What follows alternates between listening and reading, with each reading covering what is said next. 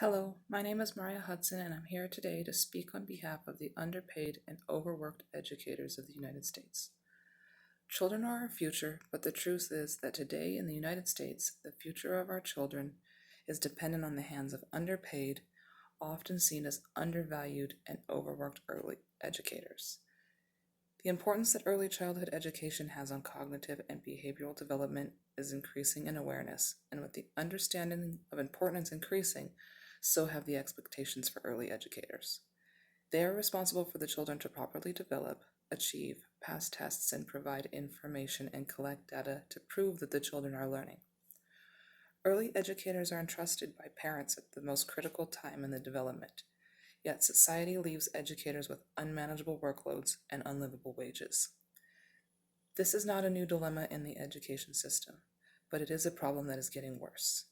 The issue is not just about the educators, but also the concerns it creates for the entire education system. The cost of living continues to increase, and the income for educators still remains at the level that most educators qualify for public assistance. This is resulting in educators leaving the profession and causing a continual shortage of education. With poor compensation, it becomes difficult to retain and recruit educators. Causing a shortage of teachers, this creates issues in the classroom and for the children. Starting with fewer teachers equals more students in the classroom.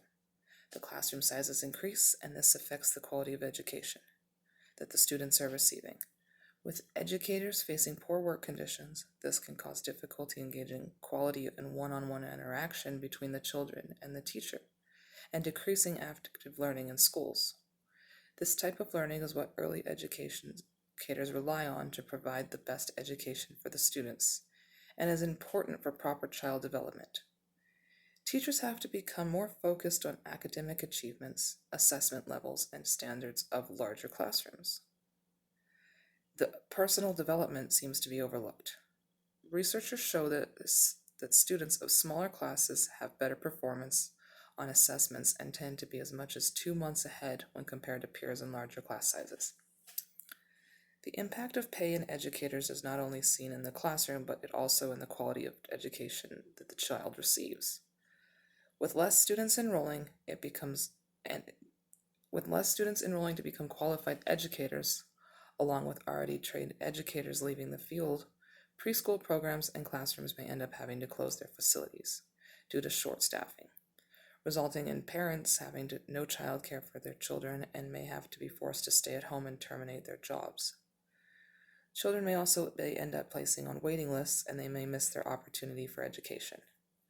Other options for preschools and schools have been to source out faculty elsewhere. This can result in underqualified and undereducated teachers that may also not have the needs of the children as their priorities. Having a dedicated and educated teacher is important for the outcome of the children for our future. Future doctors, scientists, artists, and educators depend on the quality of the education they receive in school. This is why providing educators with substantial income would assure that early educators do not suffer. The funding for K-12 educators is received from a variety of sources such as federal, state, and local agencies. These educators are employed by the school districts throughout the state. The school districts receive the funding and decide how it should be applied. With most shortages of teachers occurring in low poverty areas, the funds are applied elsewhere in the school, leaving educators at no chance of a salary increase. As concerns rise about the teaching shortage, more proposals and programs are initiated to add incentives for people to want to become or remain educators. One of those recent initiatives to encourage the numbers of teachers is called the Teach Grant. This offers $4,000 per year to undergraduate and graduate students who enroll in this coursework to become a teacher in high field and commit to teach for at least 4 years. Another legislative proposal is called Supporting the Teaching Professional through Revitalizing Investments in Valuable Educators, also known as the STRIVE Act, which would provide incremental loans forgiveness each year to public school teachers who teach in low-income schools and cancel student loans completely after 7 years. The Center for American Progress proposed the federal government offer an annual 10,000 refundable teacher tax credit to elementary and secondary teachers in schools serving high percentage of students eligible for free or reduced price lunch. This is the first of its kind proposal for the federal government to help dramatically increase teacher compensation in high poverty schools. In order to recruit and retain strong teachers, mainly in schools with greater needs, the teaching profession must offer similar financial benefits as other professions requiring the same level of education.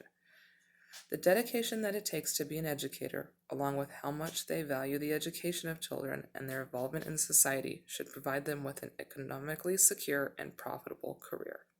Thank you.